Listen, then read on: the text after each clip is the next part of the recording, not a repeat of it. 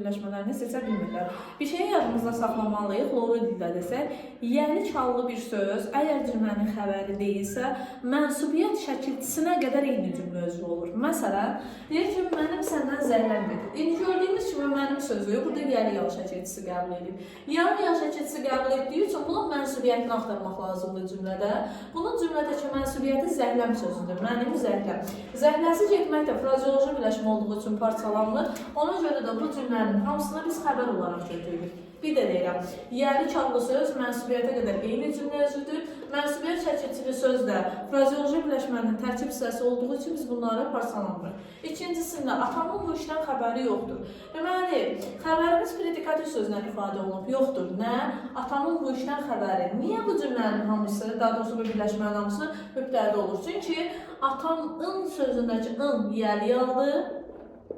Bu buradan xəbəri sözünə qədər nə olur? Mənsubiyyət olur və bunları parçalaya bilmədiyimiz üçün bunlar ikisi bir yerdə cümlədə sintaktik cəhətdən eyni cümlə özü vəzifəsində çıxış edirlər.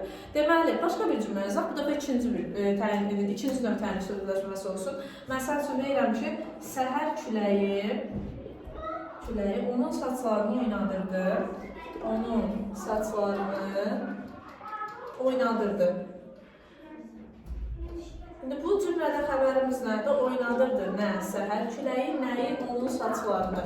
Gördüyümüz kimi, burada səhər küləyi ikinci növ təyin söz birləşməsidir. Qeyri-müəyyən yəli hal və üçüncü şəxsin tərkibinin mənsubiyyəti. Eyni zamanda üçüncü növ təyin söz birləşməsi birinci tərəfdə yəli yal şəkilçisi, ikinci tərəfdə isə mənsubiyyət şəkilçisi ilə götürülür. Deməli, buradan belə bir nəticə çıxır ki, sintaktik təhlil zamanı 2 və 3-cü növ təyin söz birləşmələrini parçalamaq olmaz.